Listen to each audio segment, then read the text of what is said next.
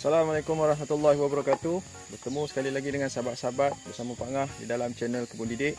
Baik, hari ini Pak Ngah bersama dengan saudara-saudara sekalian berada di kebun getah Pak Ngah.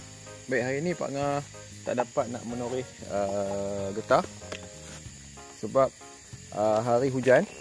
Jadi Pak Ngah ambil inisiatif, ambil tindakan untuk menjalankan kerja-kerja mesin rumput. Sebab tak boleh menoreh, jadi Pak Ngah nak mesin. Baik, hari ni Pak Ngah nak tunjukkan sedikitlah cara Pak Ngah mesin rumput. Pak Ngah bukan expert. Ini cara Pak Ngah buat sebelum Pak Ngah nak mulakan kerja-kerja mesin rumput. Jom Pak Ngah tunjukkan.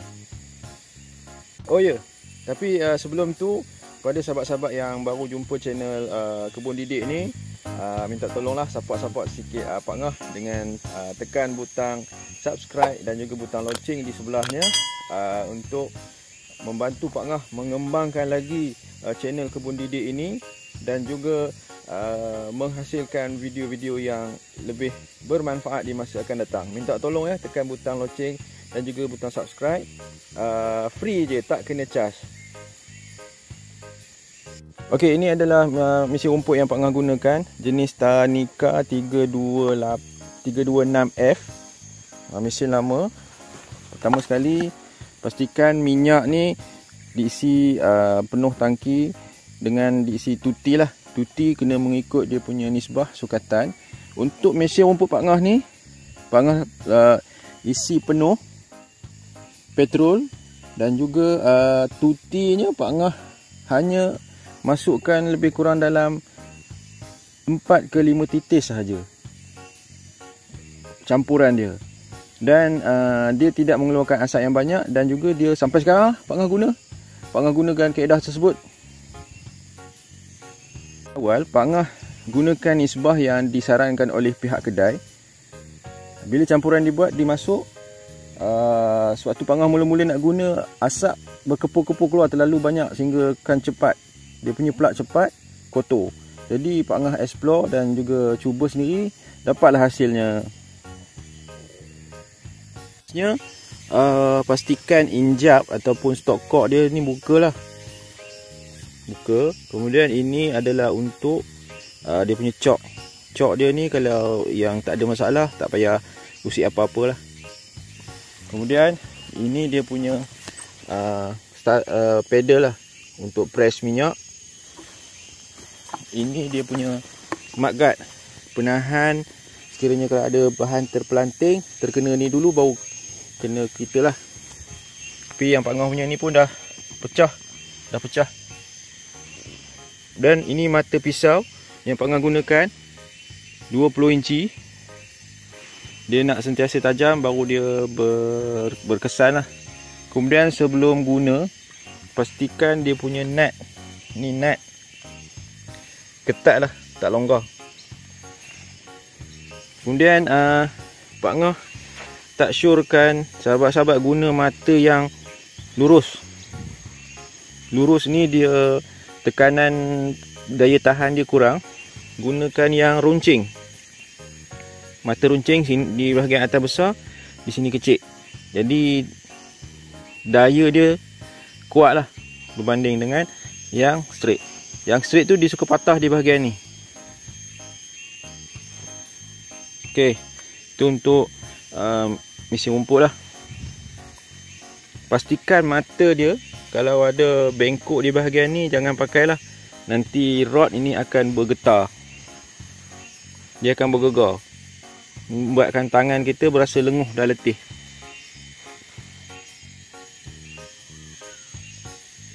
Baik, nut ni dia cara nak buka dan kuncinya adalah dia tak ikut arah pusingan jam. Dia ikut pusingan mata pisau ini. Sebab apa? Kalau dia lawan, bila mata pisau ini tersangkut kepada kayu ke apa ke, dia akan terbuka sendiri. Dia macam sistem, kalau kita tengok sistem kipas. Kalau kita pasang kipas, kita punya loosen dengan tighten button tu, cuba sahabat-sahabat tengok, dia ikut jam ke ataupun lawan jam. Dia kalau ada mekanisme yang berpusing seperti ini, dia akan ikut. Dia tak nak berlawanan. Tapi bercerita tentang mesin rumput, Pak Ngah ada sesuatu yang Pak Ngah nak tunjuk, nak cuba kongsikan. Pak Ngah berada di kebun getah dan juga kebun durian. Boleh tengok di belakang sana. Okey. Biasanya Pak Ngah menggunakan mercun bola untuk membuat bunyi letupan untuk menghalau binatang-binatang, tupai ke monyet ke. Hari ni Pak Ngah ada bawa satu alat. Jom Pak Ngah tunjukkan. Okey, alat yang Pak Ngah masukkan adalah ini. Ini adalah meriam spirit ataupun meriam spiritus dalam bahasa Indonesia. Ini Pak Ngah nak cuba. Sebelum Pak Ngah nak pergi mesin rumput, nak buat bunyi letupan sikit supaya binatang-binatang yang seperti monyet, harimau ke, kucing hutan ke, apa-apalah, dia beredar daripada sini lah.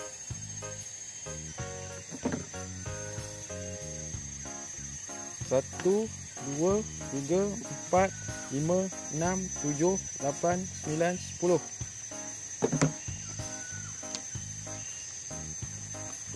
Pusing.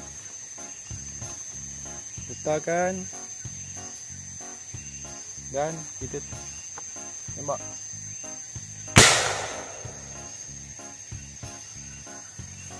Okey. 10 memang kuat. Itu saja daripada Pak Ngah. Bagi kanak-kanak tidak dibenarkan dan jangan gunakan di kawasan yang ramai orang, hanya untuk kebun.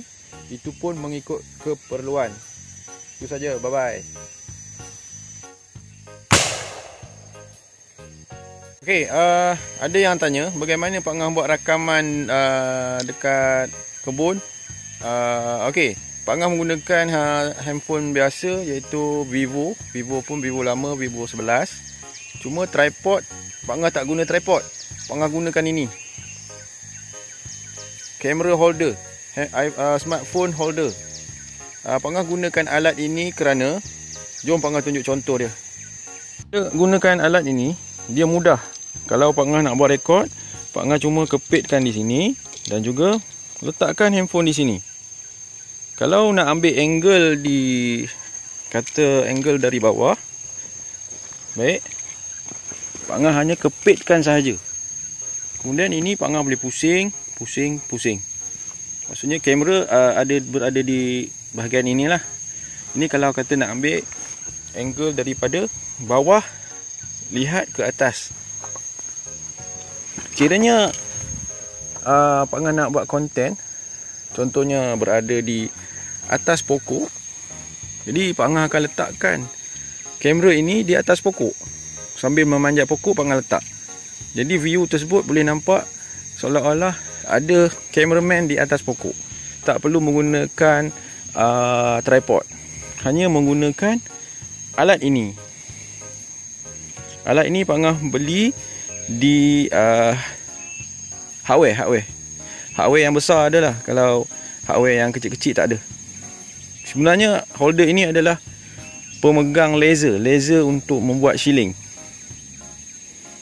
Untuk mendapatkan satu garis lurus mendatar, tembakan laser. Jadi ini dia punya pemegang. Pak Ngah ambil alat ini jadikan kamera holder. Itu saja alat yang Pak Ngah gunakan. Selainnya tak ada apa. Okey, terima kasih. Ini adalah hasil yang Pak Ngah tebas untuk pagi ini. Satu pokok durian, dua pokok durian. Nanti akan sambung lagi ada dua pokok lagi. Kemudian sana ada lagi satu pokok durian. Jadi rehat sebentar, tak boleh teruskan, nanti badan rosak.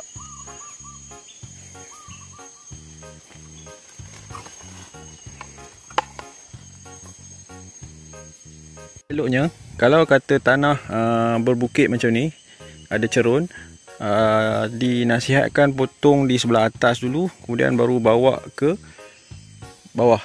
Jadi untuk meringankan beban kita menggalas mesin rumput lah. Sebab yang ni kalau kita dari atas, kita layang sahaja, rumput dia berada di bawah. Kalau kita di bawah, rumput di atas, kita terpaksa mengangkat rod. Itu menyebabkan kita cepat letih.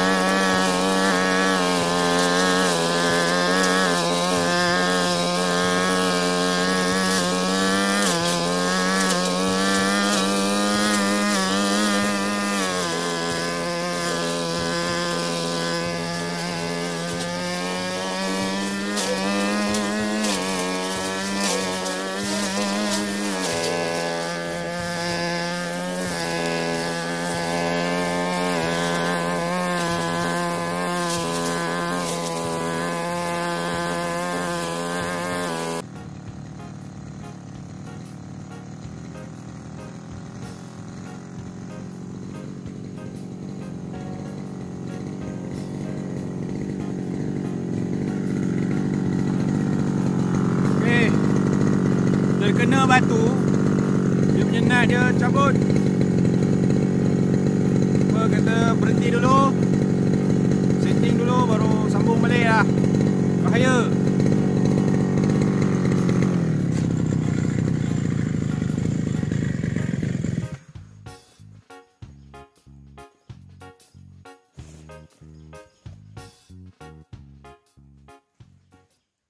Okey, Pak Ngah stop dulu video sebab tengah mesin tadi terkena batu. Bila terkena batu, dia menendang balik dan dia terbuka. Nut dia terbuka. Dia longgar. Jadi Pak Ngah berhenti dulu, nanti sambung balik. Tu pokok satu pokok durian yang dah siap tebas bawah. Ini yang pokok kedua, pokok ketiga dan pokok keempat.